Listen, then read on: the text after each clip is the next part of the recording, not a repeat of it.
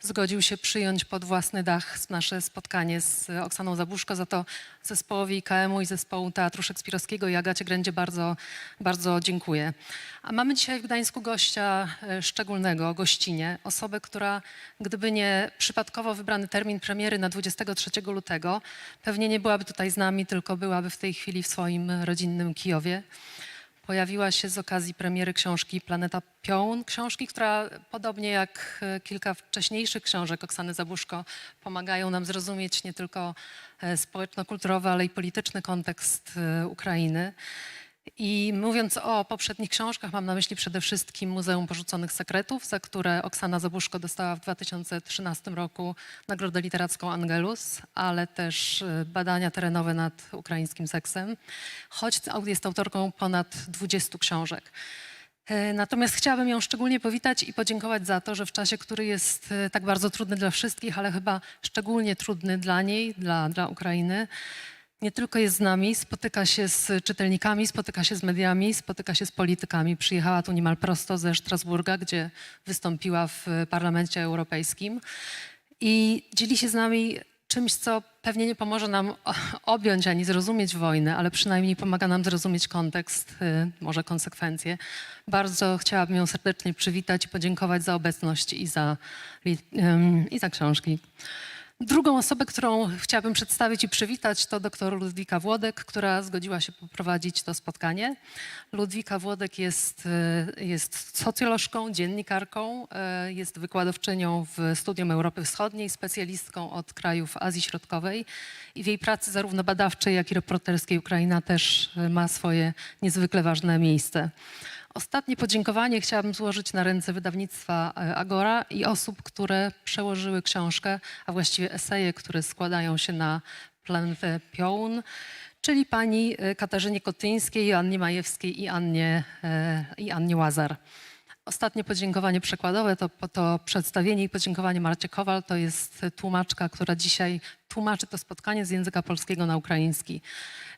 I chciałabym na scenę zaprosić Oksanę Zabuszko i Ludwikę Włodek. A Państwa proszę o przywitanie naszych gości.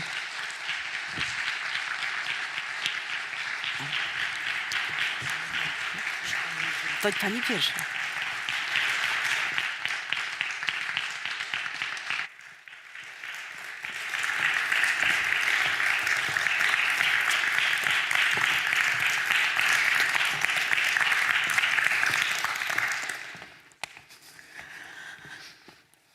Dobry wieczór Państwu.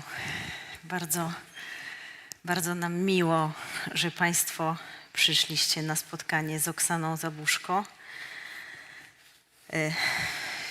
Przyjechała do Polski w dużo bardziej tragicznych okolicznościach niż na początku się wydawało. Zresztą o tym za chwilę będziemy rozmawiać.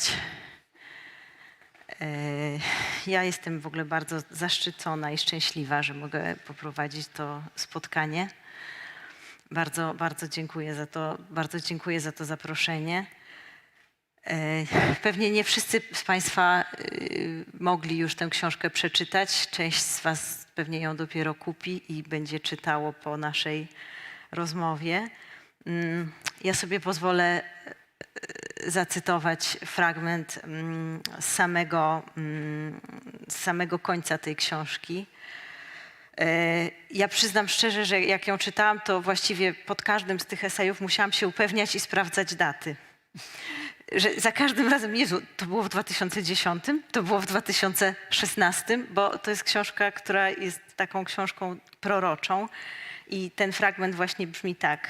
Jako nadzieja dla całej ludzkości my wygramy tę wojnę. Nie możemy nie wygrać, bo nie ma na świecie siły mocniejszej od tej. I nie można złamać narodu, który ją zachował, jeśli tylko on sam się jej nie wyrzeknie. I jeszcze drugi fragment. Nie daj nam zdradzić naszych martwych i żywych i tych, którzy jeszcze mają się kiedyś urodzić. Tylko tyle i nic więcej, bo więcej nie mamy się czego bać. No i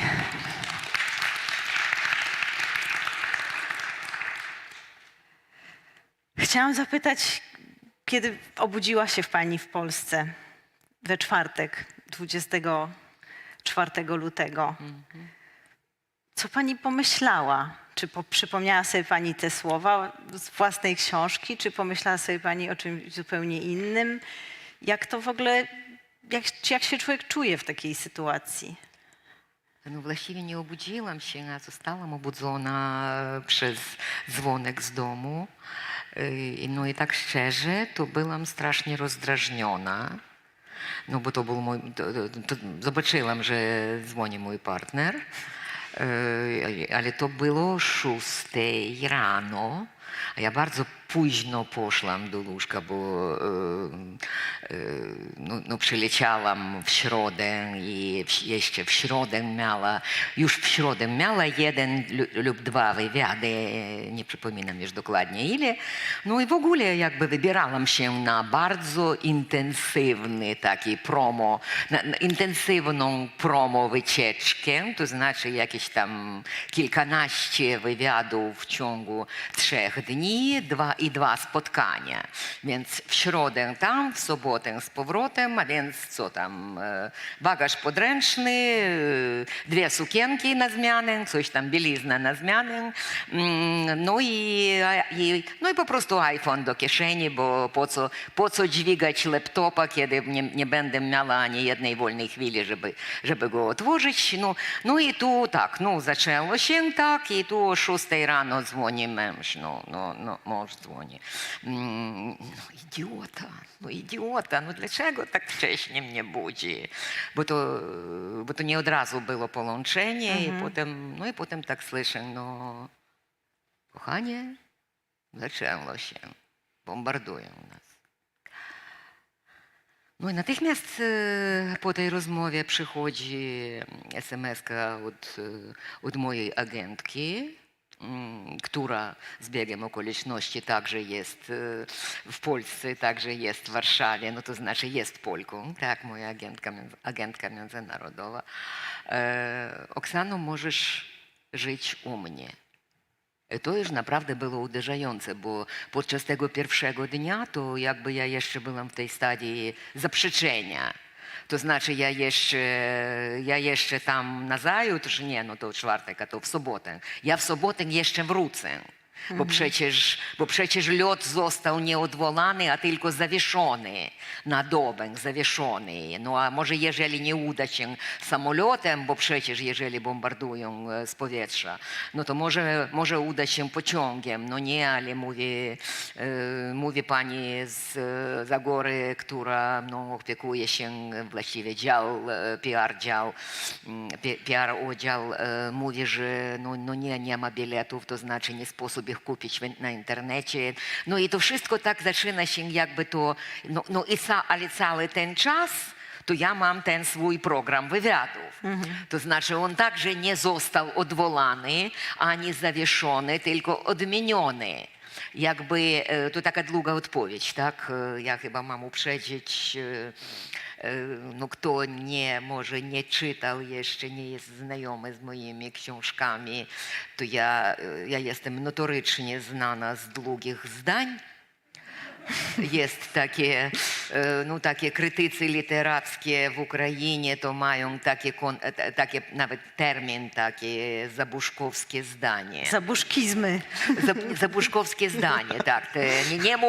Nie mów zdaniami zabuszkowskimi, to znaczy jakby 2 strony, 3 strony, z nawiasami, z tymi, z dygresjami, ja to bardzo lubię. Ja tak piszę dlatego, że ja tak mówię. No i w ogóle jakby tak ta cała praca wewnętrzna w moim mózgu tak się odbywa, więc jest jak jest, to uprzedzam. Z góry uprzedzam i nie ma na to, nic z temu nie poradzę.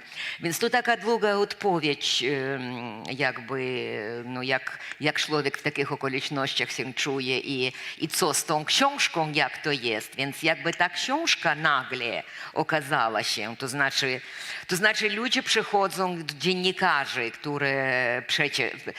którzy przedtem zostali umówieni na rozmowę o książce, o tych esejach, i to znaczy jakby no mniej więcej o kulturze ukraińskiej, czy raczej wschodniej, bo jest tam coś także i o Białorusi, i o relacjach ukraińsko-rosyjskich jakby.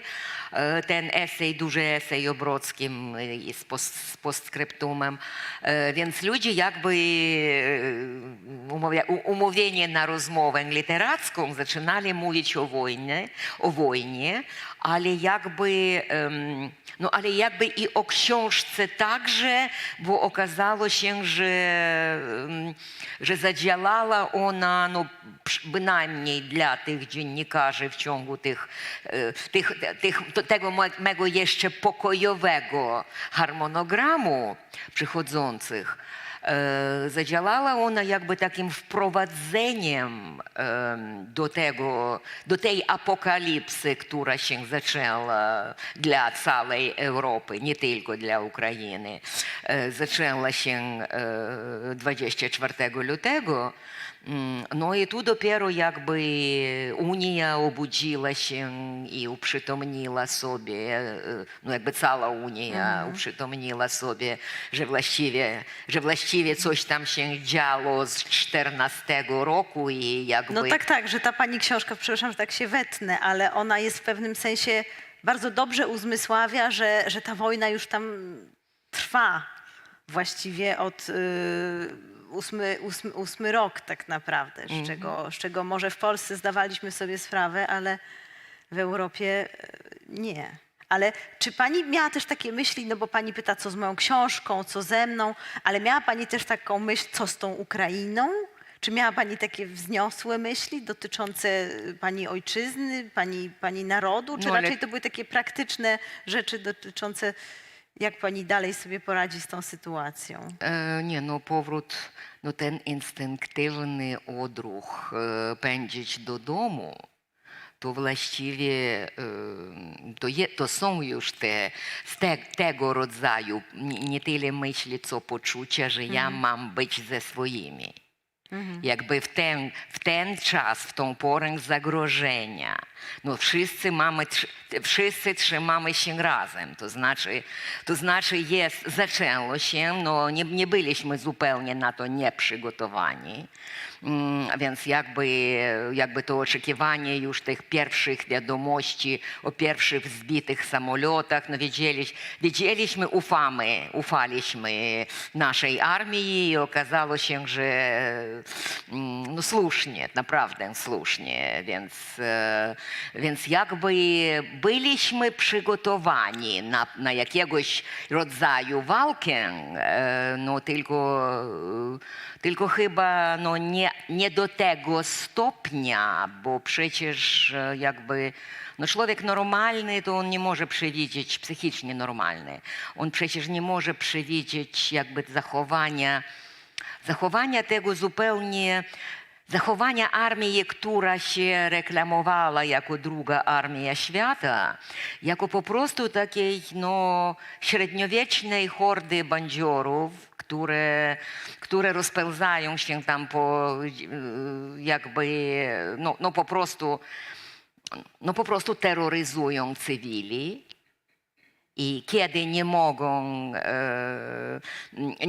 mogą nic zrobić z tym krajem, który broni się jako jeden mąż, czy jedna żona, czy w ogóle jedna rodzina, tak jak to prawidłowo ma być powiedziane. Zawsze popełniam ten błąd. Więc no, steroryzowanie cywilów to po prostu taka no, banda terrorystyczna, tak? Mimo to, że to jest państwo terrorystyczne, które nas zaatakowało, i to jest armia terrorystyczna, z tym jakby tego stopnia upodlenia, to do tego stopnia to tak naprawdę nie wyobrażaliśmy sobie. Ja myślę, że też gdyby wcześniej świat przeczytał pani książkę, to mam też wrażenie, że nie byłby tym zaskoczony, jak Ukraina się broni. Że nawet w polskich mediach na początku dominował taki ton, no jeszcze Mariupol się broni, jeszcze Ukraińcy dają sobie radę, ale tak jakby ci mówiący zakładali, że to jest kwestia tam kilku najbliższych dni. Natomiast pani pisze coś takiego właśnie w eseju z 2016 roku. Pisze pani o tym, że właściwie Ukraińcy no, mają wiele grzechów na sumieniu, ale takie ważna rzecz, że zbiorowy brak zgody na uznawanie prawa silniejszego za normę jest dobrem i całkiem prawdopodobne, że stanie się w tej nowej wojnie światowej kapitałem moralnym. Nazywa to pani złotą akcją.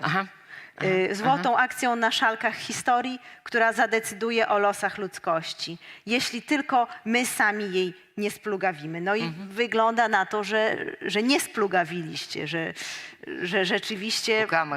Pukamy, bo ta informacyjna jakby, ta najpodlejsza część tej wojny hybrydowej, to jakby te informacyjne oszustwo, że tak powiem, bo właściwie to, że w Polsce nie byliście zupełnie przygotowani na ten jakby opór, na to, że armia ukraińska okaże się silniejsza od rosyjskiej, tak? No nie mówiąc już o innych krajach unijnych, tak? Gdzie w ogóle jakby tam nie to, że Ukrainę, a i Polskę nie bardzo dobrze znają, tak? Powiedzmy, takie Francuzi, o których właściwie ten esej w dużym stopniu takie, no jakby te relacje, rozliczenia moje osobiste z kulturą francuską XX wieku i z tą tradycją jakby kolaboracji elit zachodnich,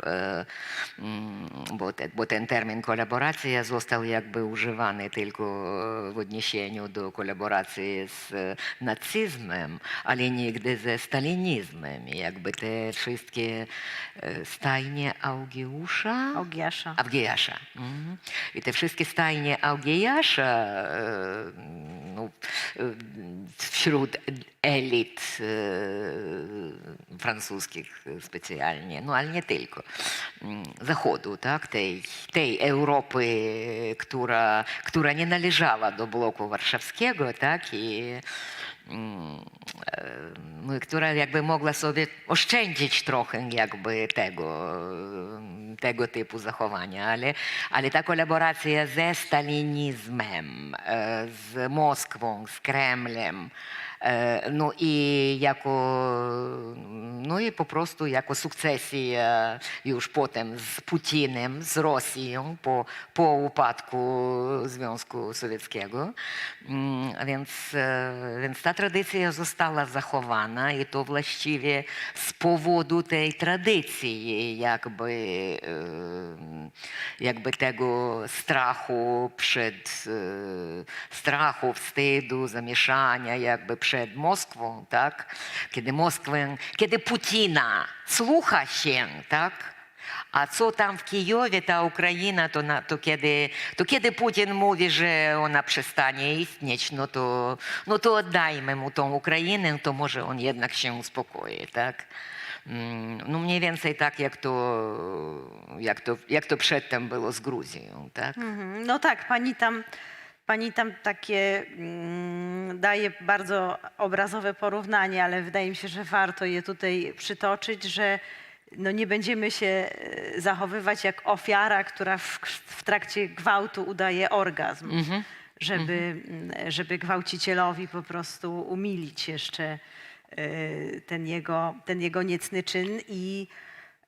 No i rzeczywiście ja mam wrażenie, że ta postawa, którą pani tak bezlitośnie punktuje, francuskich elit, zaczynając od kolaboracji reżimu Vichy, później pokazując, że właściwie we Francji prawie wszyscy kolaborowali, a na koniec dostało się tylko tym biednym kobietom ogolonym za zasypianie z Niemcami. Tymczasem cała reszta spokojnie sobie jadła ten swój ser. I no mam wrażenie, że ta postawa jest tak silnie wdrukowana na Zachodzie, że właściwie chyba dopiero ta wojna może być takim otrzeźwieniem dla Europy Zachodniej. Czy pani też tak się wydaje? Jak na przykład Beata Stasińska, pani agentka, wkleiła pod moim postem na Facebooku o tym naszym spotkaniu, to pani przemówienie teraz najnowsze, gdzie odwołuje się pani... W Strasburgu? W Strasburgu, tak. To gdzie odwołuje się pani do swojego poprzedniego przemówienia, kiedy pani porównała Putina z Hitlerem i poprzednim razem wyłączono pani mikrofon i nie dano pani skończyć. A tym razem już wszyscy wysłuchali do końca. Jak pani widzi? Czy Europa się wreszcie obudzi z tego swojego takiego... Chyba ciągle spóźnia się o jeden krok historyczny. Bo gdyby, powiedzmy, jakby to teraźniejsze obudzenie, no ten szok, no i te sankcje, ten cały plik tych sankcji, które no jakby już desygnują, że to w końcu, no dobrze, no jeżeli już mamy bomby spadające na miasta europejskie, tak, to już bierzemy poważnie, tak, no ale przepraszam jak najbardziej, no Krym należało wziąć poważnie. Bo przecież to było pogwałcenie zupełnie takie ostentacyjne pogwałcenie prawa międzynarodowego. I to właściwie był sygnał, że wracamy wstecz do jaskiń. Wstecz do jaskiń tam, gdzie działa właściwie o te prawo siły, prawo przemocy i ten, kto jest silniejszy, ten sobie zabiera co chce, bo co mu zrobicie.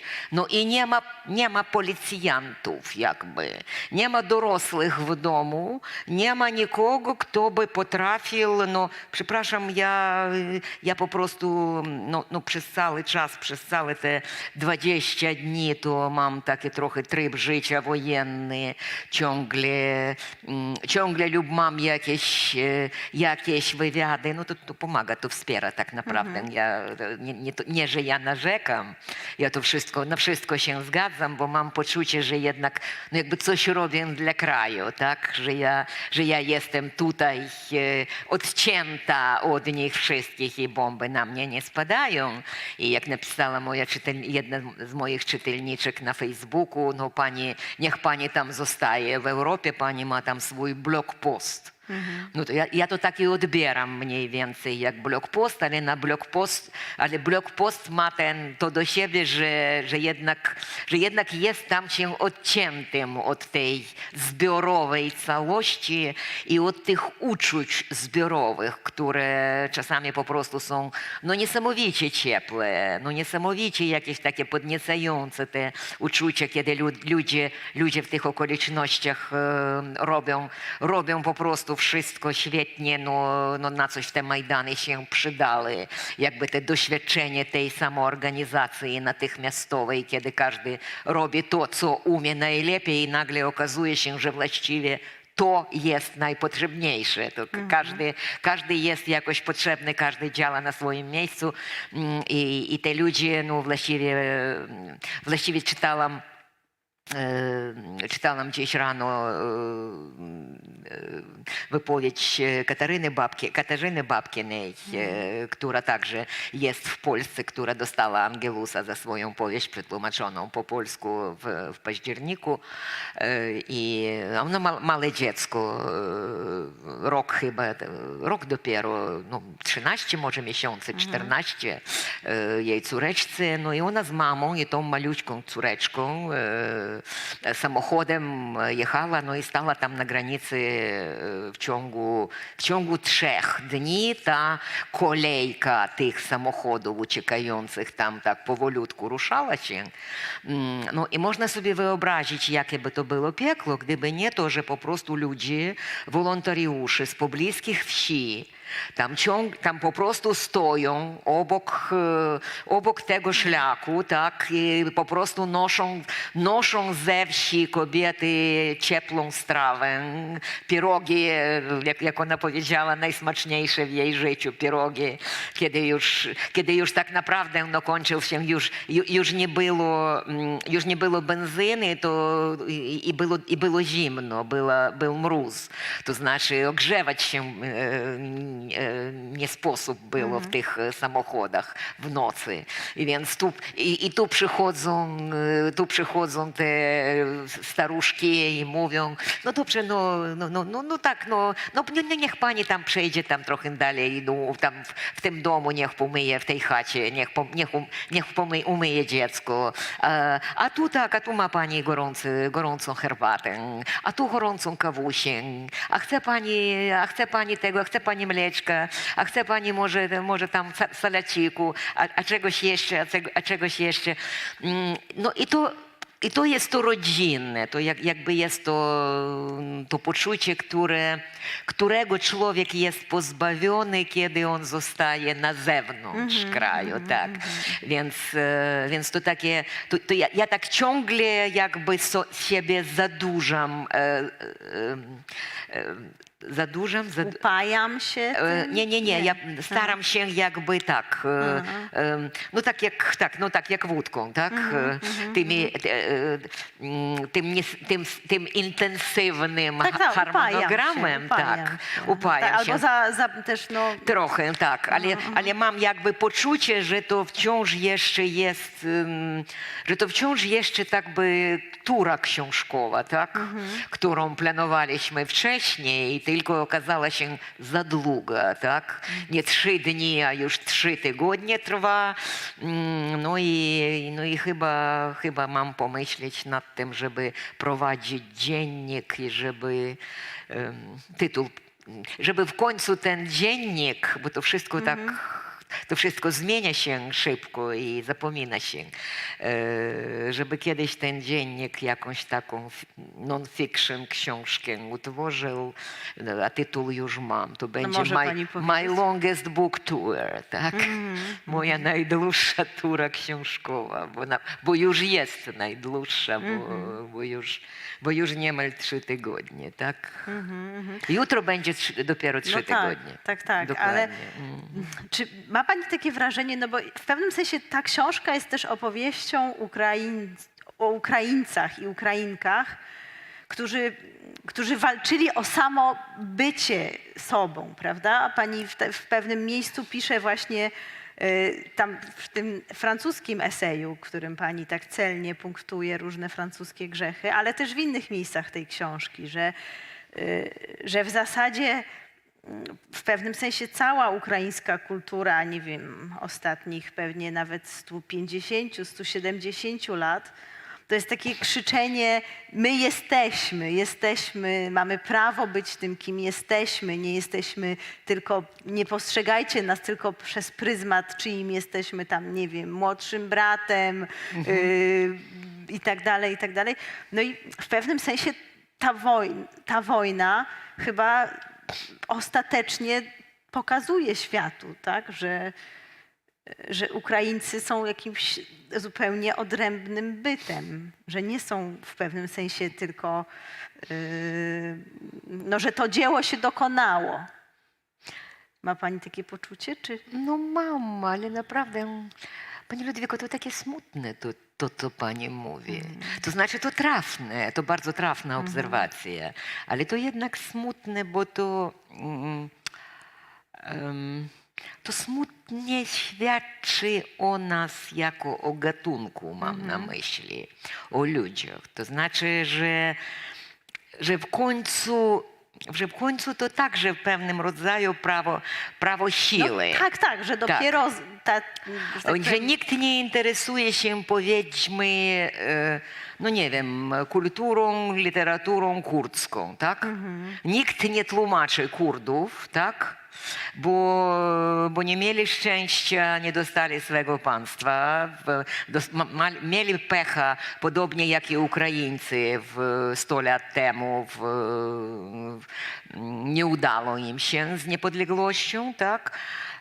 W tej całej rozterce po I wojnie światowej. No i co? No jakby, jeżeli nie ma ciebie na mapie politycznej, tak? No to okazuje się, że i tożsamość, i kultura, i wszystkie te rzeczy, cała ta jakby wypowiedź, cała ta po heglowsku mówiąc, ta jakby replika w dramie Ducha Świętego, tak? Który każdy naród ma przecież swoją, tak? Każdy naród ma jakby coś do powiedzenia w tej orkiestrze dziejów historycznych ludzkości, tak? Tylko, że jest tu, jeżeli trochę jakby tą historię czyta się i coś niecoś z niej wiedzieć, to mamy jednak mniej więcej ten sam wizerunek, to znaczy mamy taki, jak to się nazywa, ten pomyłkę ocalałego. Bo przecież ile narodów, ile krajów, ile państw zostało zagładzonych już w epoce współczesnej mniej więcej, to znaczy w XX wieku. I to tak naprawdę zupełnie, kiedy tak popatrzy się na takie dolne sorby, co było, jak to wyglądało na początku XX wieku i gdzie są teraz. No i właściwie jakby to poczucie zagrożenia. To nawiasem mówiąc, zgadzam się tu z Milanem Kunderą, kiedy on mówił, że to chyba jedyna definicja tego rzekomego małego narodu. To naród, który nie czuje się bezpieczny, który czuje się zagrożonym w samym swym istnieniu. I może liczyć, to niezależnie od tego, ile milionów może liczyć, tak? To nie jest kwestia ilości, to jest po prostu ta kwestia jakby tego niebezpieczeństwa. Tak, że samo istnienie jest po prostu stawiane pod znakiem zapytania. Że po prostu może przestać istnieć tam w ciągu jednego lub dwóch pokoleń. I właściwie te 150-170 lat to jest ta... Ja po tej planecie Piolun mam jeszcze jeden taki długi esej z oddzielną książką wydrukowany po ukraińsku. To znaczy nazywa się Długi powrót z Bad Emsu. To znaczy z tego miasteczka Bad Ems, w którym w 1876 roku był podpisan przez carza Aleksandra II ten emski ukaz, który kryminalizował, po prostu kryminalizował, oddawał do Ministerstwa Spraw, do kompetencji Ministerstwa Spraw Wewnętrznych podtrzymywanie ukraińskiej tożsamości kulturowej w jakichkolwiek jej objawach. Więc to, co Putin jakby wygłasza ku zdumieniu reszty świata o tych nieistniejących Ukraińcach, o tym, że to jeden naród, no i to i owo, to stąd. To z tego dyskursu emskiego Aleksandra II, to jakby to, czego nie udało się dokonać ani Imperium Rosyjskiemu, ani sowieckiemu, tak. No i on jakby teraz czuje się do obowiązku, jakby ta cała spuścizna tej rosyjskiej polityki kolonialnej i zagłady i wchłaniania w siebie tych ludów zamieszkanych na innych terytoriach. Ja nawiasem mówiąc coś takiego poznałam chyba u Konwickiego Wschody i Zachody Księżyca. On opisywał podobne uczucie, no jakby tak jeszcze na poziomie rozpoznania zagrożenia w latach, no chyba, no nie wiem, czy to było już po stanu wojennym, czy przed stanem wojennym, ale mniej więcej właściwie w tych ostatnich latach tego PRL-u, jakby to samo poczucie już trawionej Polski, już przerabianej na takie na dźwięki, wydające już dźwięki rosyjskie i prawosławne, jak on to określił. I te właściwie procesy tego rzucia, wchłaniania, rzucia no to takie resursne imperium, straszno archaiczne i właściwie dlatego ma rozpaść się. I ta wojna w tym sensie, to ona może nie 8 lat trwa, a o wiele dłużej. U nas się już wprost o tym mówi, historycy o tym piszą, że to jakby takie, no wreszcie jeszcze w 14 to było widoczne.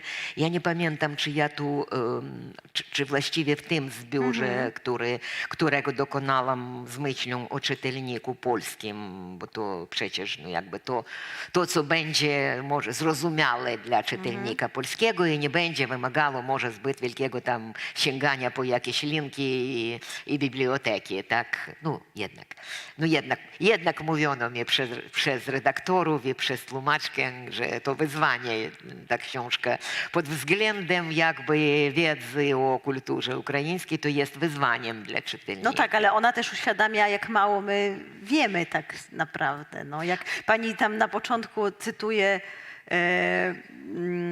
cytuje tę rozmowę, którą Ilg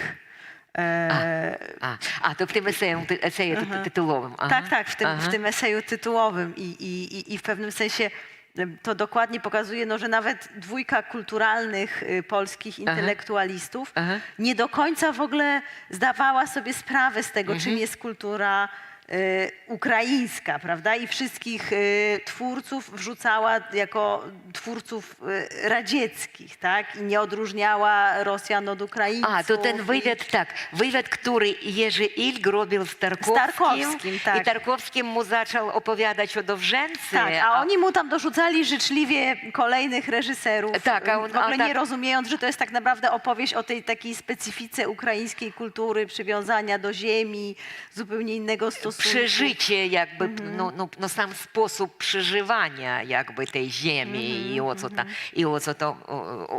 co przy tym chodzi. I właściwie to ciekawe było dla mnie, bo ja po prostu widzę, że te strony się nie rozumieją.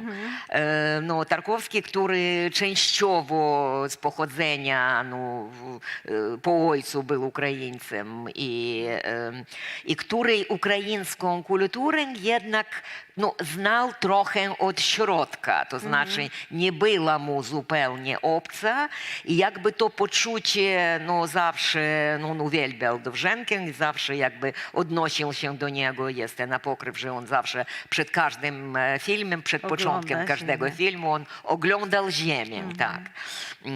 Więc ja nie lubię Dowżenki specjalnie pod wielu, to już uboczny jakby temat, tak. Musi mnie pani przerywać te zabuszkowskie Nie, ale właśnie zdania. chodzi mi o ten taką trochę nieświadomość odrębności ukraińskiej kultury. Dokładnie, tak. Aha. I kiedy jakby Tarkowski nie był bardzo wymowny, kiedy mówił, to nie był bardzo wymowny. Wymowny był na ekranie, tak, w filmie. Mówił nie najlepiej, i on po prostu nie potrafił jakby tego wyjaśnić. On starał się, ale nie potrafił. I to, ale to naprawdę jakby brak właściwie tego poczucia odrębności, na którym no teraz i manipuluje Putin, tak? No przecież to jedny naród. Tak, no albo co jedny. najwyżej bratni naród, które też dla Ukraińców jest podejrzane, tak? Bo bratni, czyli tak Co nie znaczy do końca bratni? odrębny, A co to prawda? znaczy bratni, przepraszam? No. Że tym się nawet ci tak zwani dobrzy Rosjanie szafują tym bratnim narodem, co jest takie, budzi to zagrożenie jednak, prawda? Takie poczucie zagrożenia, że nie do końca wiadomo, o co im chodzi. No, nie, no u nas mówi się, że no, Kain i Abel także byli chyba braciami, tak. Ale tak naprawdę to z Rosjanami tu mamy relacje no, chyba o 2 razy historycznie, chyba o 2 razy krótsze niż z Polakami, tak.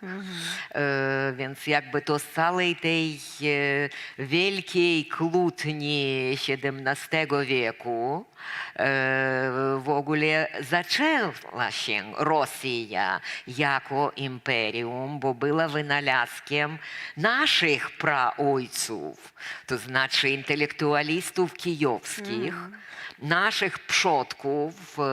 Myśmy w pewnym sensie no, jesteśmy odpowiedzialni za to, że ten monstr jakby, że daliśmy temu monstrowi twarz europejską. I to naprawdę była praca przez XVII-XVIII wiek. Gogol był chyba ostatni w tym 200-letnim marszu Ukraińców tam na Moskowie z celem oświęceniowym. To znaczy nauczymy ich czytać, damy im gramatykę czytać, pisać i modlić się. No bo przecież to jeszcze był ten jakby dosekularny okres, w którym to wszystko zostało wymyślone. No i tak, no i przepraszam, no i radnikiem, architektem systemu politycznego Piotra I Teofan Prokopowicz i architektem systemu politycznego Katarzyny II to Aleksander Bezborodько. I te zabory polskie to także jego jakby taka zbiorowa zemsta szlachty ukraińskiej na Polakach. I dopiero trzeba było już Szewczenki w latach 40. dopiero XIX wieku, żeby Szewczenko tak naprawdę już z tego pozycji liberté, égalité, fraternité, z zupełnie moderną świadomością, to wydał taką gniewną inwektywę No też adresem z pozycji, że tak powiem, ofiary tego systemu. No.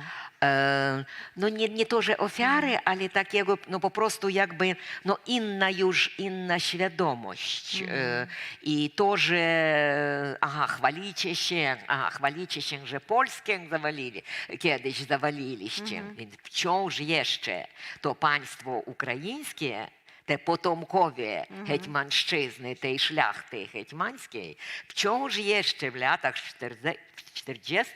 chwalili się, że to myśmy Polskę rozwalili. No prawda wasza Polska upała, ta i was rozdawała. Więc no, chyba nie potrzebuje przykładu, tak? Więc to jakby była taka lekcja no, zupełnie odmiennej jakby już świadomości narodowej. I no, właściwie no, dużo zawdzięczamy tej generacji, dużo zawdzięczamy temu kółku wokół Szewczenki, to znaczy któremu on stał się rzecznikiem. To właściwie była taka no, pierwsze pojawienie Ukrainy jako już wymyślonego takiego no, projektu państwa modernego naprawdę. I ta modernizacja od tego się zaczęła. No i natychmiast zaczęły się oczywiście represje, zagłada i wszystkie te próby, więc możemy tak sobie liczyć, że Putin teraz stara się to powrócić jeszcze w ten stan przedszewczenkowski. України. Mhm.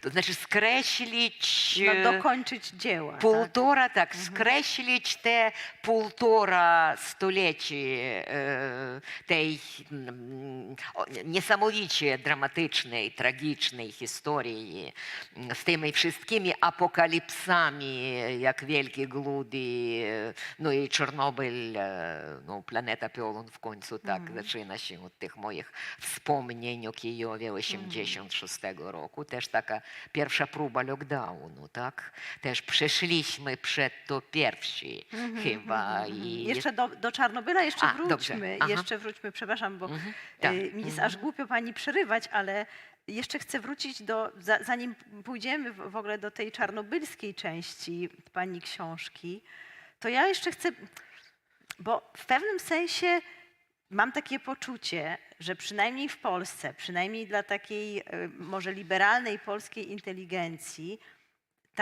ta wojna, ten atak Rosji na Ukrainę doprowadził do jakiegoś takiego przewartościowania. I w pewnym sensie do tego, Oby. ale w takim sensie, że pewne rzeczy, które nam już się wydawały właściwie nieistotne, takie jak, nie wiem, kwestie narodowości, tożsamości narodowej, że to już się właściwie wydawało takim jakimś przebrzydkiem dwudziestowiecznym. Nie wiem, że nagle teraz wszyscy są za tym, żeby wydawać jak najwięcej na zbrojenia i już nikt nie mówi, że przecież mamy tutaj przedszkolaki, musimy posyłać do przedszkola, tylko wszyscy uważają, że tak, faktycznie są nam potrzebne te wszystkie F-16 i tak dalej, ale właśnie w pewnym sensie no mam wrażenie, że pani jednak bardzo dużo myśli tymi kategoriami takimi narodowymi po prostu, czego w Polsce już trochę w pewnym momencie, trochę to przestano robić. To już się stało takie zarezerwowane dla prawicy, takie już trochę przebrzmiałe, konserwatywne. Ja mam pytanie, czy w Ukrainie to też tak trochę na to patrzono, czy jeszcze właśnie przez tą świadomość dużo większego zagrożenia jednak nie. Nie, no właściwie pani odpowiedziała na swoje pytanie, bo jednak tak. Bo ta świadomość zagrożenia to cały czas, to nie czuliśmy się bezpieczni. Nigdy nie czuliśmy się bezpieczni. I te, że tak powiem, no, 3 Majdany naprawdę, no dobrze, ten pierwszy to jeszcze w 90 roku, przed rozpadem Związku Radzieckiego, jakby to został jakby odebrany jako jeszcze nasza sprawa wewnętrzna, tak? Ale w tym stuleciu to te 2 Majdany, rewolucja pomarańczowa w 2004, to jakby, wie pani, ta kwestia narodowa, narodowości, no to raczej po prostu kwestia bezpieczeństwa, tak? Czy jakby tego poczucia, wciąż tego poczucia kunderowskiego, tak? Że nie ma jeszcze tego poczucia zupełnego bezpieczeństwa. Ja tu w Polsce no, spotykałam już po 24 lutym ludzi, którzy mówili, no, czy sobie może starali się wmówić, że a nie, no my jesteśmy w NATO, no na Ukrainę to Putin patrzy jako na swoje dziedzictwo, ale my tutaj w Polsce to chyba jesteśmy bezpieczni. I ja tak na nich patrzyłam z takim poczuciem ojejku, no, czy poważnie, czy nie rozumiecie, że to już się zaczęło i to już tylko kwestia jakby, no ja mogę mówić tak, no nie wiem, jako synoptyk, który z pewnością może powiedzieć, że jeżeli tam jest burza za 200 kilometrów i wiatr jest w tą stronę, no to jutro ta burza będzie tu, tak? I to jest, ale ta burza nawet nie jest za 200 kilometrów, ona już jest. Za 15. Tak, już tam, kiedy obstrzeliwano ten poligon, kiedy to było przedwczoraj, tak, to w Przemyślu drżały ściany, drżały szyby w oknach. Więc może właściwie to po to po to bombardowano ten poligon, żeby dać jakby do zrozumienia, no żeby nie czuli się zbyt bezpieczni. A w ogóle ta jakby w ogóle to wymaganie, żeby NATO cofnęło się wstecz do granic 97 roku, no to wypraszam sobie państwo, no to przecież już naprawdę ogłoszenie wojny. W sposób oczywiście ten ukryty, to o czym mówiłam w Strasburgu, tak? To trzeba rozumieć język kagibistowski.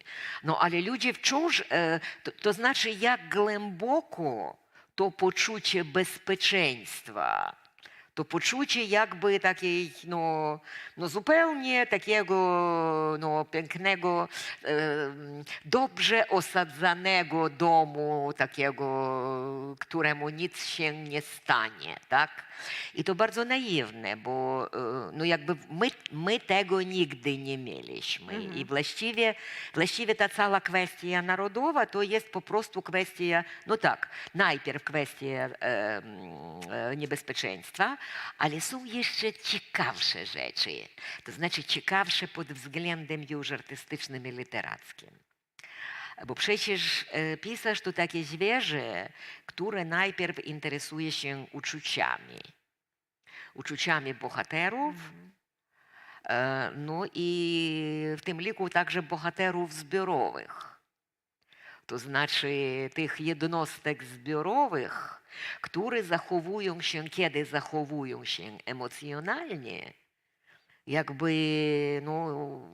historia ta XX wieku, dzieje XX wieku, no to już tak naprawdę wkroczyli na scenę dziejów, wkroczyła masa i ta masa jednak jakoś decyduje, ma jakąś swoją wolę polityczną, ale nie tylko, to znaczy to zachowanie mas, manipulowanie masami, tak? Te populizmy i totalitaryzmy, które liczą na masy, na manipulowanie masami, na manipulowanie świadomością masową, to są rzeczy bardzo wybuchowe, niebezpieczne. Im więcej jest nas na tej planecie, tym niebezpieczniejsze, ale także i niesamowicie ciekawe. Bo przecież jakby w ciągu bodajże tego, powiedzmy tych ostatnich 30 lat po upadku muru, 30 ileś tam, tak? To akurat jakby okres dojrzałości jednego pokolenia. Tak? I jakby w ciągu jednego pokolenia to takie śledzenie, obserwowanie jakby tych zmian zachodzących w społeczeństwie ukraińskim, to dojrzewanie społeczeństwa, polityczne dojrzewanie, ale w ogóle jakby rzeczy, których uczy się społeczeństwo, tak krok po kroku, od Majdanu do Majdanu, tak? Te wszystkie jakby związki horyzontalne, te natychmiastowe połączenie, ta koordynacja, te rzeczy, których trzeba było przejść przez te 2 Majdany, i przez te 8 lat wojny, bo przecież armię także wspieraliśmy w 14, to ludowa armia, tak, to naprawdę ludowa armia. Myśmy wszyscy tą armię fundowali, tak? No tak, pamiętamy ten Każdy 2014, Ukrainiec, kiedy tak. nie było sprzętu, kiedy nie było właściwie... No i tak. No i do dziś fundujemy. Do dziś fundujemy. To jakby takie jest poczucie, to strasznie ciekawe procesy, no, ciekawe historyczne, ciekawe polityczne i ciekawe po ludzku, to ciekawe emocjonalnie, jakby śledzenie tych rzeczy, śledzenie tej szczerości, tej masy poszukującej języka, bo masa sama od siebie, sama przez siebie nie mówi umieć, nie umie mówić, tak? No i właściwie no naprawdę interesują mnie te rzeczy, to znaczy te wielkie wątki rozwijające się w ciągu dziesięcioleci, pokoleni i jakby to poczucie, gdzie ten wiatr historii wieje, w jakim kierunku on wieje. Coś takiego jak ten zmysł historyczny, jak to T.S. Eliot nazywał, historical sense, tak? I no właściwie, no co mogę powiedzieć? No Muzeum Porzuconych Sekretów pisałam z ogromnym zainteresowaniem, bo jakoś starałam się to ulepić to wszystko, żeby w ciągu tych 3 pokoleń jakby ta całość jakkolwiek złożona, ale żeby jakiś taki wizerunek wybudował się mniej więcej naturalnie. Ale teraz nie mogę powiedzieć w obliczu tego, co się dzieje teraz, to nie mogę powiedzieć, że z tej powieści jestem zadowolona. Dlaczego? Chyba chodzi, no bo jednak przekracza historia wyobraźnię pisarską. To znaczy więcej wiem teraz o źle. Zaczęliśmy mówić, że nikt nie mógł przewidywać, tak? Więcej wiem o źle, niżli wtedy, kiedy pisałam Muzeum Porzuconych Sekretów no i chyba trochę inna optyka jakby tych rzeczy, może bardziej gorzka, tak? A jednak piorun. Jednak ten piorun i ta gorzkość, ten gorzki smak, który pochodzi od świętego Jana, tak? Od tej gwiazdy piorun. Od Gwiazdy Piorun. Tak, ja pamiętam, że w Polsce ten fragment z Ewangelii, on też był cytowany. Tak? Pamiętam z dzieciństwa, to tak, Aha. pamiętam, że znajomi Aha. moich rodziców też tam, pamiętam, że było takie, macie Biblię w domu, przynieście i się Aha. cytowało Aha. właśnie, Aha. cytowało się ten fragment o gwieździe, która się nazywa Piołun. To skoro pani sama nawiązała do tego Czarnobyla, to ja też do tego przejdę. Już jest powoli 10:07 się robi, więc może to będzie moje ostatnie pytanie, a później damy głos państwu. Bo zarzuciłam, to nie był zarzut, ale powiedziałam, że w pewnym sensie ta pani książka jest taka, no, odwołuje się do wielu konserwatywnych wartości. Właśnie mówi o narodzie, mówi o dumie, mówi o godności, a z drugiej strony ten esej o Czarnobylu, on jest taki bardzo współczesny w duchu, bo pani mówi o tej szalonej eksploatacji przyrody i o tym, że człowiek jest tą taką rakowatą naroślą na planecie, która... Planety, tak. Tak. To cytat Tak, no ja z wiem, mego ale... pierwszego męża, tak, ale który że, był fizykiem.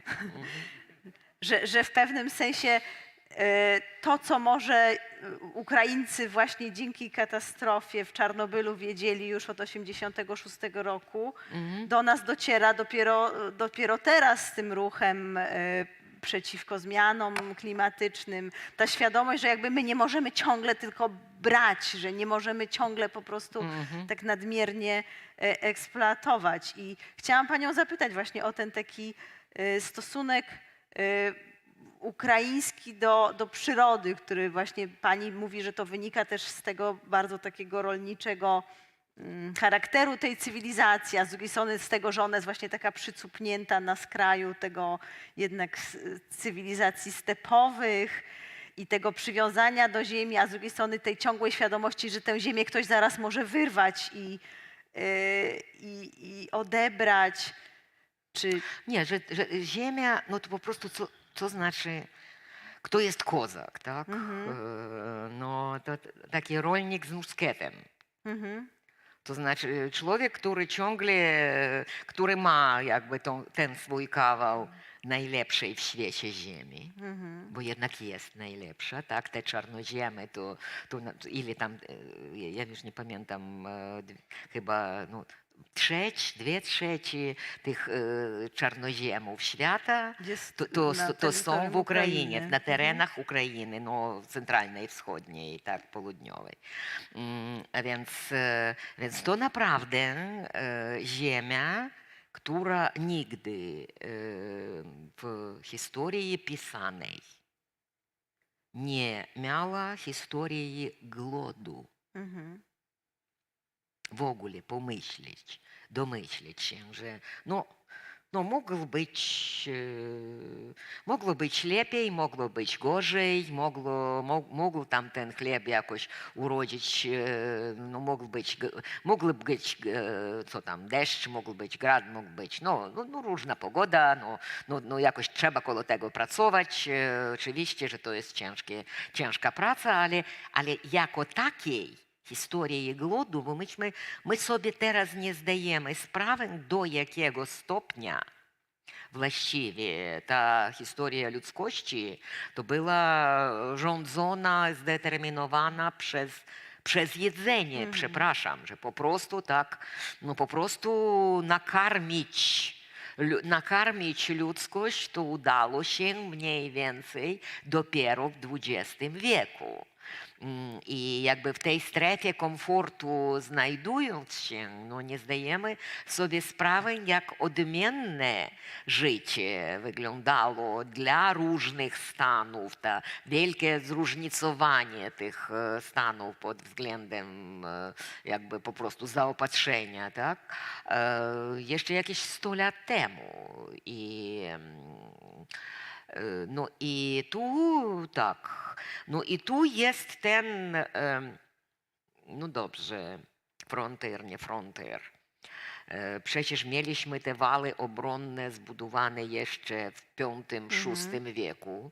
Te żmijowe wały, których teraz czołgi rosyjskie pod Kijowem nie mogą zdołać. To niesamowicie ciekawe rzeczy. Pani mówi, pani to odbiera w terminach politycznych, tak? Jakby ten konserwatywny ten wątek konserwatywny, tak? Kraj, ziemia. No ale przecież to zachwycający wątek, to zachwycająca historia.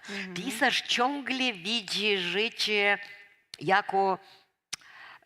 jako mnóstwo historii.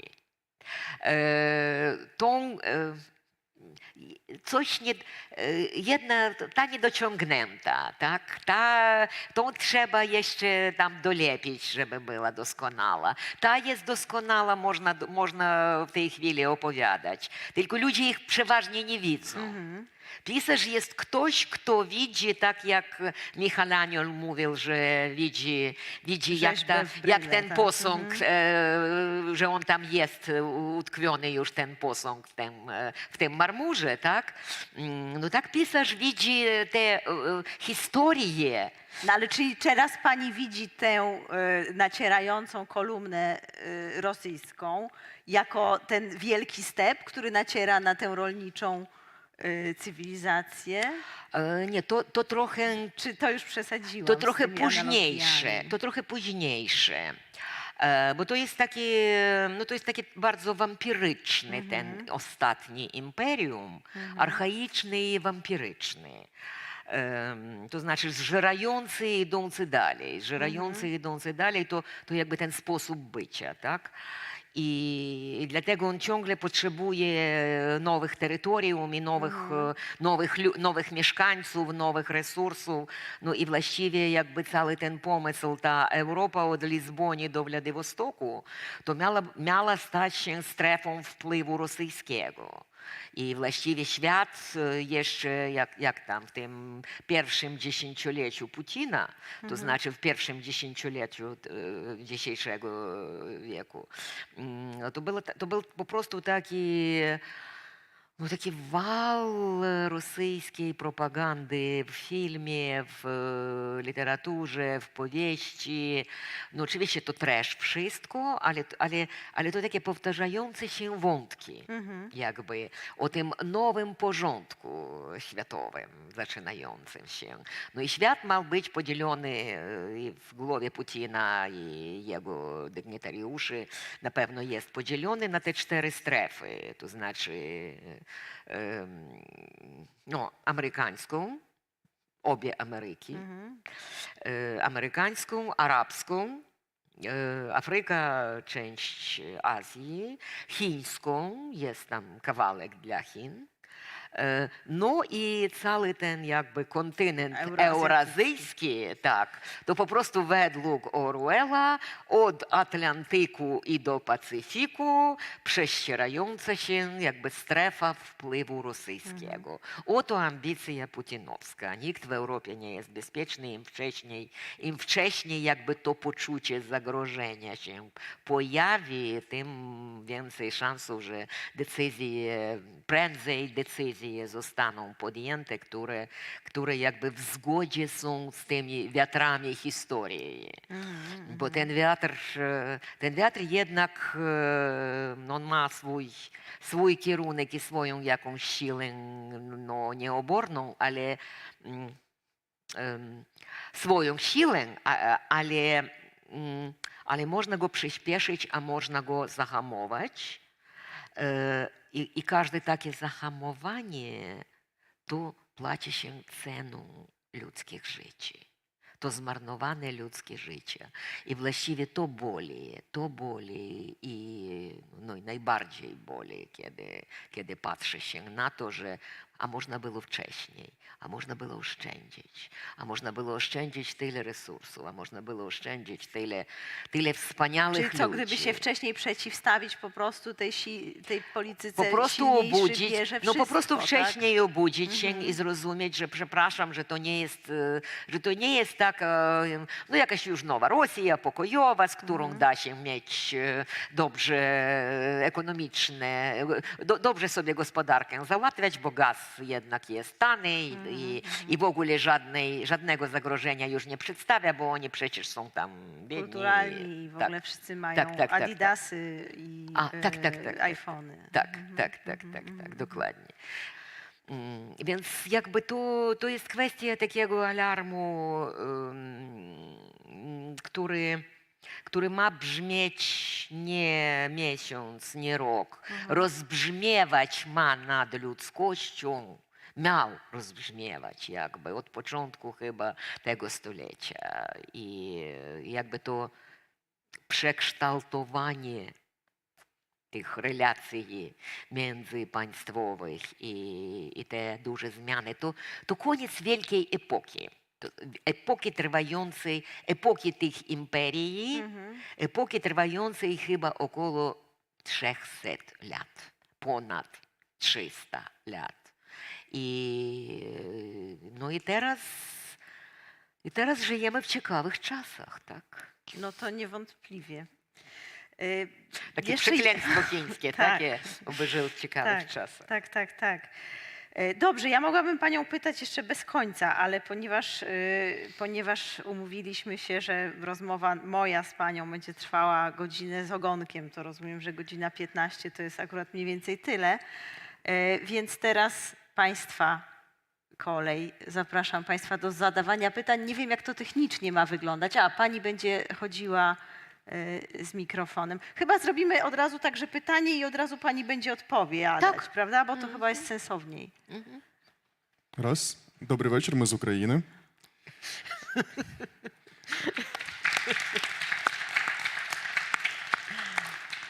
Właściwie pytania nie mam. Mam adnotację, którą wymyśliłem jakiś tydzień temu po chodzeniach i organizowaniach mityngów tutaj w Gdańsku. I jest tak, że Piotr I nam powiedział piękną cytat, że przerąbał okno w Europę. No to ja mam powiedzenie, mamy to okno zamurować. A okno to jest teraz, jak my widzimy, w ścianie zewnętrznej Europy w Ukrainie. Więc musimy zamurować to okno i wymagam, aby nam Europa i NATO pomogła zamurować to okno w postaci chociażby pomocy ochrony naszego nieba. Dziękuję.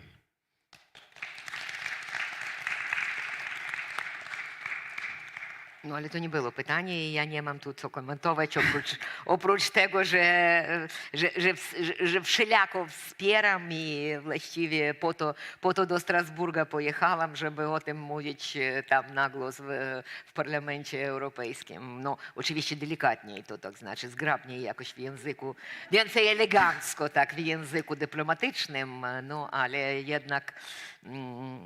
jednak to zostało odebrane jak bardzo takie strong No opinion. właśnie, ale bo Tak. jednak pani posunęła się do czegoś, co zawsze wstrząsa Europą. To znaczy porównania do Hitlera są jednak takie wstrząsające i ja jednak nie powstrzymam się i zadam to pytanie. Jaka była reakcja na to pani przemówienie? Czy ludzie się kajali, przepraszali za to, że jeszcze kilka lat temu nie widzieli, że ta aneksja Krymu to jest takie drugie Monachium?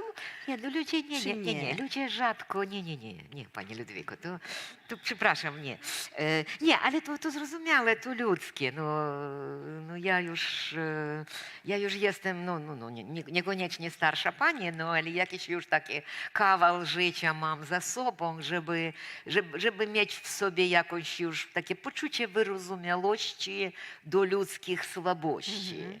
To znaczy ludzie rzadko przyznają się do popełnienia błędów i w ogóle nie warto nalegać, żeby przyznali się.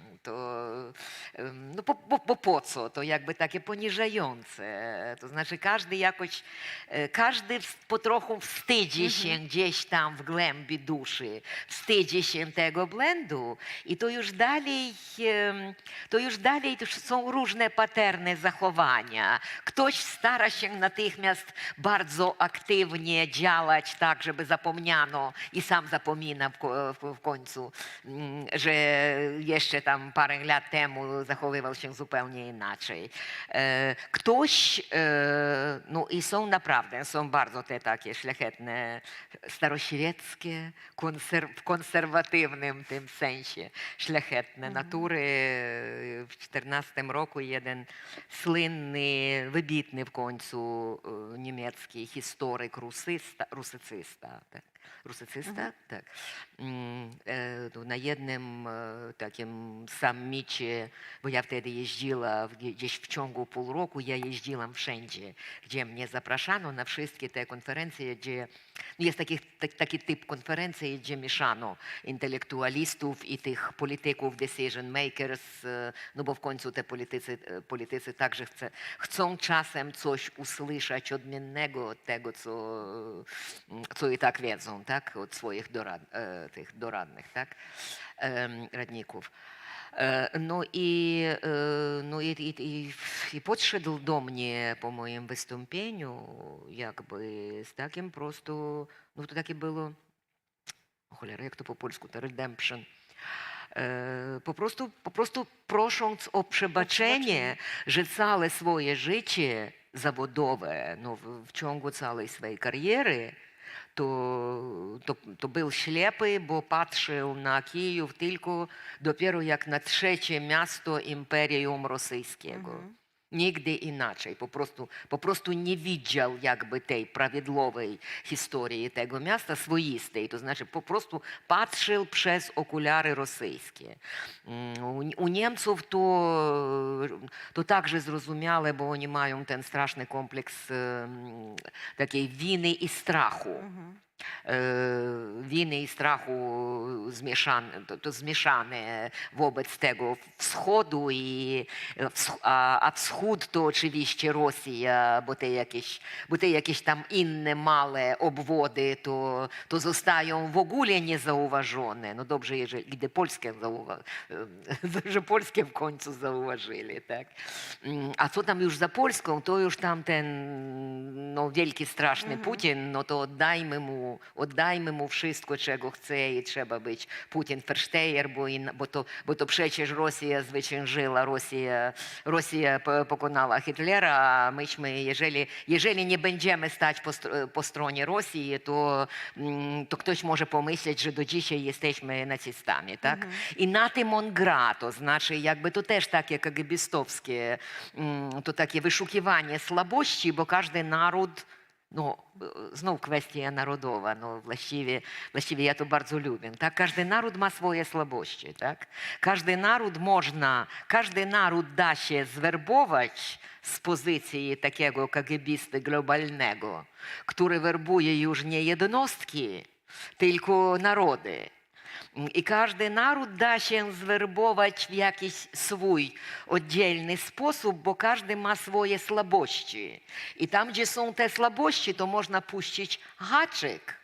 No i wtedy ma się, co tam, od żeleżon, zaczynając tych żółtych kamizelek, tak? I przepraszam, no mieliście na granicy białoruskiej, tak? Mieliście tych uchodźców, o których także no, nie pojęte, co to jest, no i bo i tu, tak, i tu jest część prawdy, i tu jest część prawdy, i tu jest część prawdy, a w końcu to wszystko jest jakby ta wojna hybrydowa, która ma celem jakby po prostu spowodować chaos. Chaos, który da się kontrolować, tak? Cały pomysł tego kontrolowanego chaosu, to właściwie jest taki no, ten rosyjski terrorystyczny sposób rządzenia światem. I to takie neo-orwellowskie imperium. Naprawdę, to takie no, trochę więcej zaawansowane w porównywaniu do orwellowskiego, ale tylko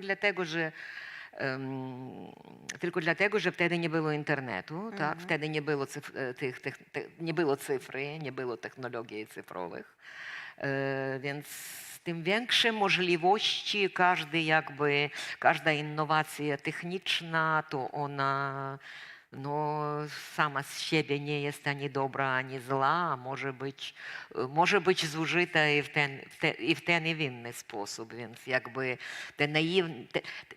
ta naiwność, kiedy sobie przypominam tą swoją młodość lat 90., tak? Jak wierzyliśmy w ten koniec historii Fukuyamy, tak? W ten piękny świat, w którym już no dobrze, no wszystko zrobimy, najgorsze już mamy za sobą, tak? Cała generacja moich rodziców, tak powiedzmy, to nie mogli uwierzyć, nawet jeszcze w 14 nie mogli uwierzyć, bo ile nacierpieli się i tak już wierzyli po tym 91, że najgorsze już mamy za sobą, tak? Że od 14 zaczynając ja we wszystkich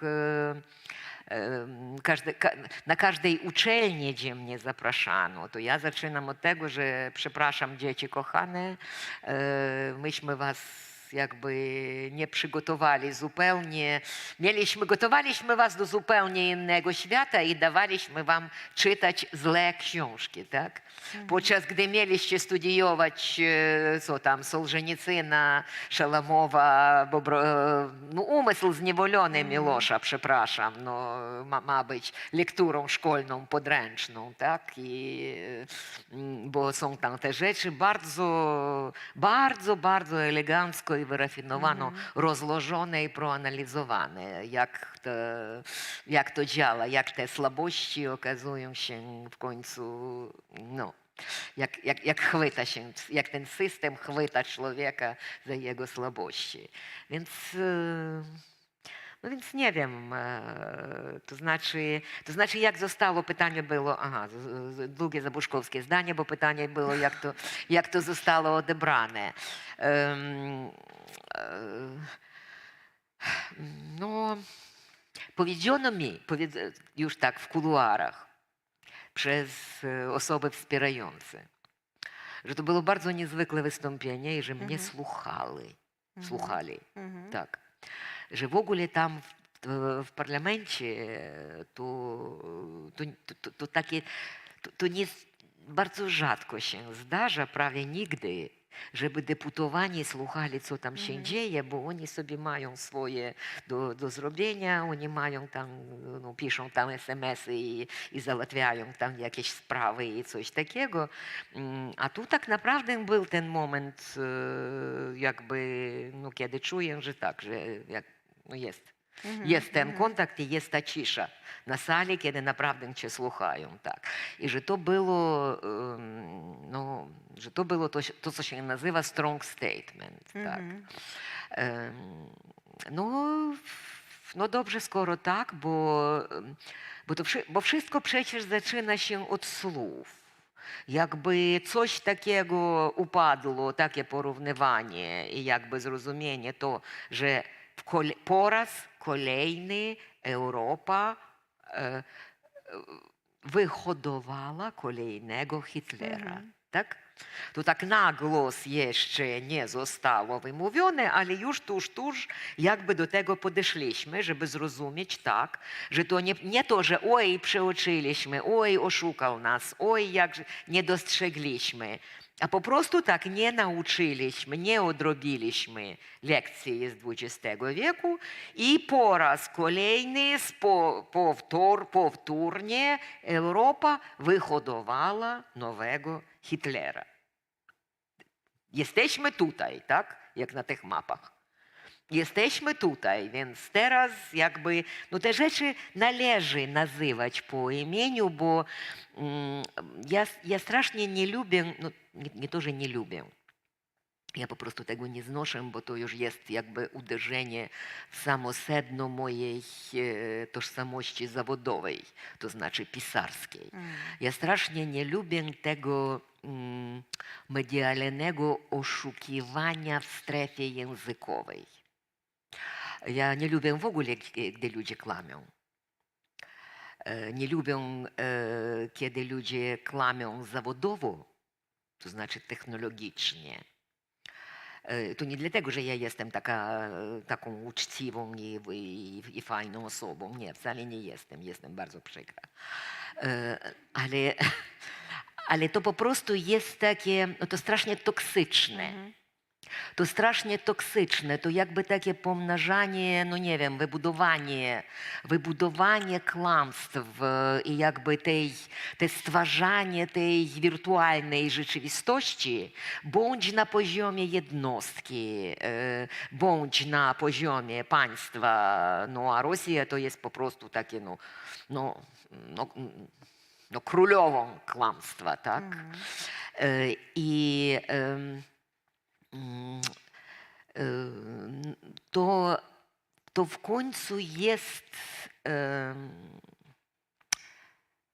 to jest otwarte drzwi wprost do apokalipsy. Bo świat, w którym rzeczy nie są prawidłowo nazwane do imieniu, ten świat jest nie do przeżycia. I kiedy ja widzę, jak ludzie próbują jakby schować z tchórzostwa, z braku odwagi, kiedy ludzie próbują się schować za słowami. No ten powiedzmy, o czym mówiłam w Strasburgu także, wspomniałam przynajmniej, że Ukraine crisis, ukraiński kryzys. No do cholery, kiedy Hitler wkroczył na teren Polski 1 września 1939 roku, to nie był polski kryzys, do cholery. Nie był to kryzys polski. Nie mamy kryzysu w Ukrainie. Mamy w Ukrainie obcą armię, która wdarła się na naszą terytorium. To nie jest żadny kryzys. To jest inwazja, to jest wojna, to coś, co wzywa do, przepraszam, no naprawdę jakby w każdym człowieku odpowiedzialnym wzywa do jakiegoś działania. No, a co tu mamy? To już 20 dni inwazji i co, Rosja wciąż jeszcze nie śledziła, nie wszystko mogę śledzić, tak po prostu nie trafiam. Rosja wciąż jest jeszcze członkiem Rady Bezpieczeństwa? Już nie jest, tak? Jest. Jest. No proszę bardzo. No proszę bardzo. No proszę bardzo. No w ciągu 20 dni, tak, prowadzi już nie prosto, nie to, że inwazję, a ludobójstwo. Bo strzelano na cywili, tak, bo no wszyscy widzą, że to już tak, no to już przestępstwo przeciwko ludzkości i wciąż cały czas zostaje członkiem Rady Bezpieczeństwa. No to przepraszam. No to wypraszam sobie, to nie to, że hipokryzja, a to po prostu już świat absurdalny. Świat, w którym po prostu wszystkie to chaos. Chaos, który zaczyna się jakby od pogwałcenia logiki arystotelowskiej. Logika została pogwałcona, więc Putin może mówić wszystko, co chce. I on mówi. Mówią mu tak, po co tam strzelają do maternity hospital, tak? A on mówi, a nie, to my nie strzelamy i tam nie. Do Azowa strzelamy, który się schował w szpitalu Tak, pustym. tak. Cokolwiek, no przepraszam, cokolwiek, tak. Bo przecież jest członkiem Rady Bezpieczeństwa i w ogóle, no, co jest białe, co jest czarne, co jest, no cokolwiek, to dom wariatów. To takie naprawdę przetwarzanie całej cywilizacji naszej dzisiejszej w taki ogromny dom wariatów, gdzie celę więzienną i dom wariatów jednocześnie. Właściwie dlatego tu włączyłam ten esej o Leonidzie Plющu, o tej penitencjarnej psychiatrii sowieckiej lat 70., bo to bardzo ważny wątek, który został, bardzo ważny wątek dziejów współczesnych, który został niemal zapomniany. No może jeszcze Formana tam Somebody Flied Over the Cuckoo's Nest, film Formana jeszcze jest pamiętany, tak. A to, że ten film Formana pojawił się wtedy w latach 70., kiedy właściwie kwestia tych nadużywań psychiatrycznych w sprawie, w prawie państw policyjnych. Wtedy ta kwestia została podjęta jakby przez warsztat lekarzy międzynarodowy. Warsztat. Jakieś tam i dobrze rzeczy w tym XX wieku się działy i naprawdę było to jakby tak, były te organizacje, które naprawdę zasługiwali imienia jakieś, działały szlachetnie, że tak powiem, tak?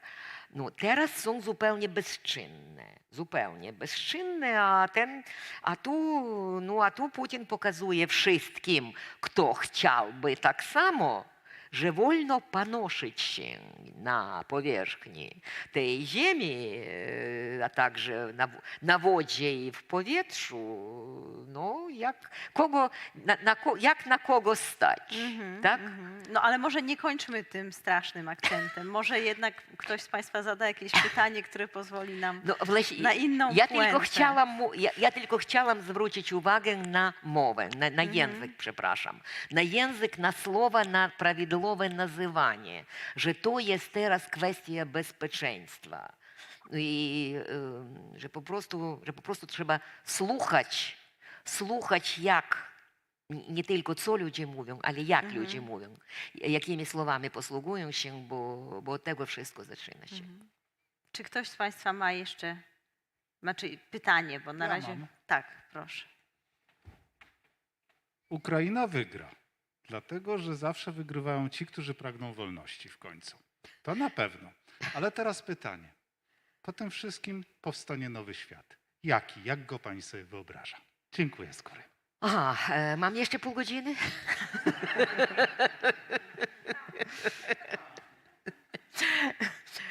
Nie, bo naprawdę to, tak, dziękuję bardzo za to pytanie. To jest właściwie, to strasznie ciekawe. Tak, powstanie. Z pewnością powstanie i już jakieś te strasznie, to bardzo ciekawe śledzić, wąchać jakby te początki, te zarysy tej przyszłości tego nowego świata jakby już powstającego. No przynajmniej coś takiego zaczynającego się, tak? Od lat mówiono, i te rozmowy zaczęły się w Rosji rdzennej, nie w Ukrainie. Od lat mówiono o no, podziale, o upadku Rosji jako Federacji Rosyjskiej i o podziale Rosji na ileś tam, na jakąś ilość państw samodzielnych lub dominionów, no, lub częściowo tam, częściowo dominionów, częściowo samodzielnych, ale przynajmniej powiedzmy, no, można z pewnością powiedzieć, że jakby te tendencje, no, nie sposób ich odwołać, bo zaczęli się natychmiast w latach 90., no ale te wojny czeczeńskie jakby były reakcją Moskwy, no przynajmniej na jakieś takie domagania ze strony Kaukazu. No ale jest jeszcze Tatarstan, tak, który jest, o którym niedużo wiemy, tak? Jest Jakutia.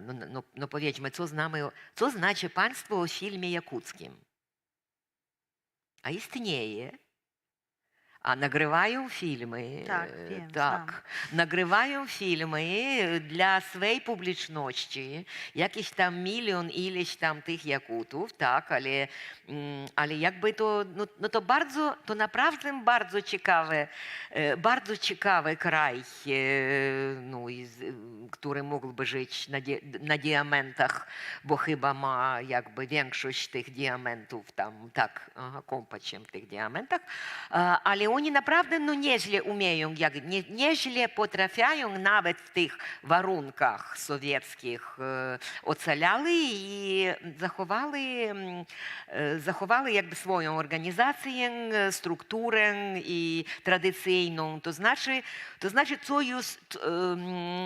coś takiego tam na tym wschodzie, tak? Dzieje się, co naprawdę ma być bardzo korzystne i pod względem ekologii, i pod względem klimatu, bo tylko te dzisiaj mniejszości narodowe, które są tam autochtonami, potrafią zaopiekować się tą Syberią, która ciągle każdego roku płonie. Każdego roku płonie Putinowi tajga. I to wypala się na całego wielkości Belgii, ileś tam setki tysięcy hektarów. I o tym nie słyszymy, nieprawdaż? No nie za dużo słyszymy. O selwie brazylijskiej to jakby troszczymy się, a o tej tajdze, która płonie każdego roku, po prostu te przestrzenie, one są niezamieszkane. Oni są po prostu tak zupełnie po barbarzyńsku używane przez ten centrum rzekomy. No i potem tamtym na tym wschodzie, gdzieś tam w Chabarowsku, tam byli protesty, podobnie mocniejsze nawet od białoruskich. Oni tam chodzili w tym Chabarowsku marszami i właściwie to już jest ta strefa, która jest bardzo, która ma związki z Japonią bardzo tradycyjnie. Proszę zauważyć, że gdzieś po 3 lub 4 dni tej dzisiejszej wojny, chyba w sobotę lub w niedzielę, Japonia, rząd Japonii tak no, zupełnie otwarcie jakoś przypomniał, że i Kuryli, i Sachalin, i część strefy wodnej to przecież zostali odebrani, tak jak podobnie jako Krym Ukrainie, zostali odebrani Japonii jeszcze przez Związek Radziecki tam po II wojnie światowej i że Japonia cierpliwie, jak to Japończycy umieją, czeka na powrót tych swoich terytorii. A więc, ale jeszcze ciekawsze rzeczy, to właściwie jakoś jest taki public, strona internetowa w sieci społecznych jest, która nazywa się w kilku językach, po ukraińsku to z pewnością, nazywa się Po Rosji. Po Rosji jest prowadzona przez takie stowarzyszenie przedstawicieli narodów ugrosińskich mieszkających w Rosyjskiej Federacji, przedstawicieli, które żyją na emigracji. To znaczy w Kijowie mamy takiego naczelnego, wybranego, bo tam jest też swój sposób rządu. Z tych mordwinów właściwie nie są mordwinami, tylko tam 2 narodowości, Moksza i Erzia, i on jest z tych Erzian. No tak szczerze powiedzmy, spytajmy siebie Państwo, czy dużo słyszeliśmy o tych narodowości podczas Związku Sowieckiego? W czasach Związku Radzieckiego? Nie słyszeliśmy. A tu okazuje się, że tak, że Estonia cały czas ich wspierała. Estonia im, Estończycy wozili im książki, jeździli tam do Joszkar-Oli, do Syktywkaru, do tych wszystkich miejsc, których ja nie potrafię znaleźć na mapie, ale jakby te wszystkie dyskusje o przyszłości języka udmurckiego, języka maryjskiego i o tym, że jakby dojrzewa tam jakaś ta nowa inteligencja i kiedy w 19 roku Putin skreślił z kurikulum szkolnego języki narodowe w tych wszystkich członkach federacji, no to było wtedy te spalenie publiczne, ta żywa pochodnia, jeden z tych profesorów udmurckich, który spalił się publicznie w centrum miasta, chyba w Ulan-Ude to było. No i w ogóle więcej uwagi po prostu na to polecałabym zwracać, bo myśmy w Ukrainie dopiero jakby, no już po 14 roku, tak, zaczęliśmy na to zwracać uwagę, że jednak to jest przyszłość, to co będzie po Rosji, po upadku imperium, tak, to co pojawi się, te oblicze nowego świata, no, którego no, jestem przekonana, jakby z Polski nie widać lub widać bardzo, bardzo słabo. Bardzo... Trochę widać. Na przykład przyjeżdżają różni Trochę widać, badacze z Buriacji, z Jakucji. Prowadzi się badania nad cywilizacją cirkumpolarną. A proszę. To jest bardzo ciekawe. proszę. I to jest tak. taki nóż trochę w plecy oczywiście Rosji jako całości. Dosłownie, tak. Więc są różne takie ciekawe rzeczy, jakieś takie procesy znaczące właściwie... Polska akurat dosyć, mi się wydaje, że uważnie te wszystkie Tak? tendencje odśrodkowe, oczywiście to nie jest całość społeczeństwa, ale polskie środowisko akademickie Jeżeli próbuje się w jeżeli tego typu są tematach, mam intelektualiści, wrażenie. które to śledzą i to bardzo się cieszę, naprawdę, bo to no, dzisiaj to środowisko akademickie, ale to nie tylko kwestia akademicka, bo jutro to ma stać się kwestią polityczną. I jakby przygotowanie tych elit lokalnych, tam tym rozsianych jakby po tej przestrzeni w tym kraju, przygotowanie ich na samorządzenie w przyszłości, która ma nastąpić no, wcale nie po generacjach, a no, jakieś parę lat ten proces wyglądał, bo Japończyków wspomniałam, a вот nie pamiętam, chyba nie ma tu w polskim zbiorze, w tej polskiej książce nie ma eseju o Szeweliowie, o Juriju Szeweliowie. I w ogóle nie jest on bardzo znany w Polsce, chociaż przyjaźnił się z Giedroycem i korespondencja ich z Giedroycem została wydrukowana, przepraszam. I to bardzo naprawdę no, ważny intelektualista XX wieku i ważny intelektualista ukraiński, jeden z najważniejszych w XX wieku. On właściwie, bo ja miałam zaszczyt jego znać, on już wtedy miał po 90, ale no, co mu nie przeszkadzało mieć najbardziej żywy umysł, jeden z najbardziej żywych umysłów, co kiedyś w życiu spotykałam. Ironiczny, żywy, bystry. On ciągle jakby mówił o Japonii, jeszcze o Korei Południowej, jako o krajach, które zostają takim jakby, mogą stać się w przyszłości takim jakby rezerwem dla cywilizacji, kiedy w tej drodze globalizacji okaże się, że zaszliśmy w ślepą ulicę. Bo Japończycy, no i Korea Południowa, to są takie wzory bardzo ciekawego powodzenia historycznego. To kraje, którym kraje kultury. Można mówić o kulturach, tak? Pani mówi o poczuciu narodowym.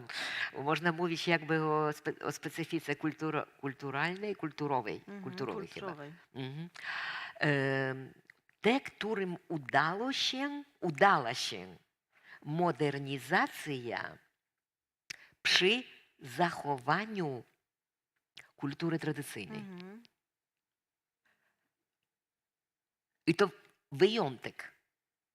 wyjątki, tak? Wyjątki, ale ciekawe. I kiedy jakby ta nasza droga mobilizacji, ten nasz szlak, globalizacji, przepraszam, ten sposób globalizacji, przy którym wszystko schodzi, wszystko robi się jednakowe, tak? I wtedy kończy się tymi orwellowskimi strefami podziału. Tą Europą od Lizbonii do Władywostoku, tak? Gdzie wszystko wygląda jednolicie. Kiedy okazuje się, że ten typ globalizacji to prowadzi do globalnej celi więziennej, no to może jednak można spróbować, bo mamy tutaj gdzieś w komórce, mamy Japonię i mamy Koreę Południową, którym powiodło się jakoś inaczej, z zachowaniem kolorów i z zachowaniem jakiegoś tego bogactwa wewnętrznego, które każda kultura mieści w sobie, tak? I tu właściwie jest... Tu właściwie jest jakby trochę inny tryb globalizacji. To znaczy globalizacja nie ustanie. Nie. Te poczucie musimy działać.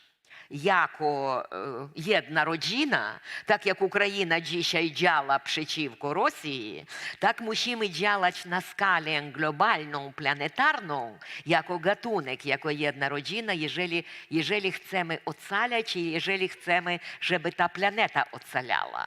Właściwie, no, żeby nie stała się gorzka, żeby nie stała się planetą piolun. Ta metafora o tym, tak, o planecie piolun, tak? Więc globalizacja tak, ale globalizacja w jaki sposób?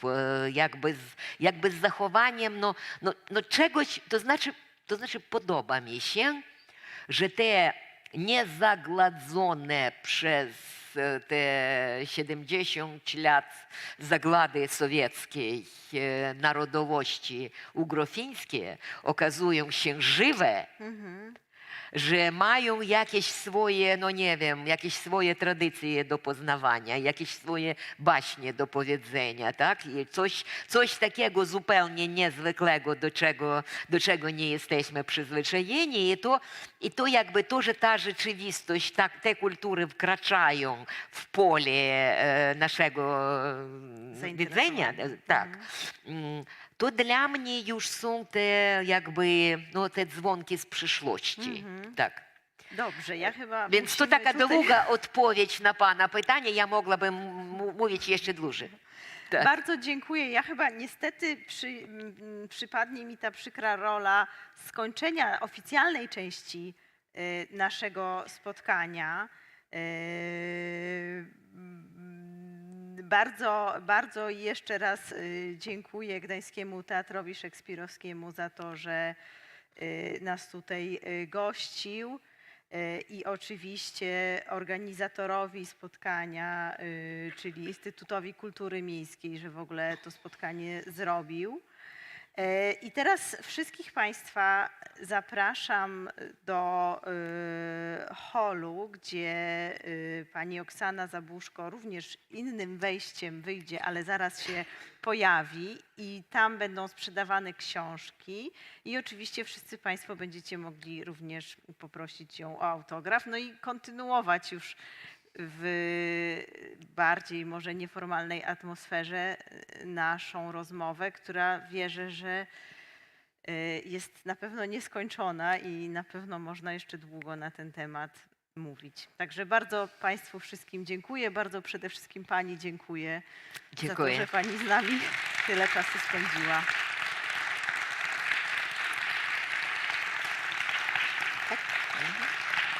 To do zobaczenia za chwilę. Dziękujemy, tak. Do Dziękujemy zobaczenia wkrótce.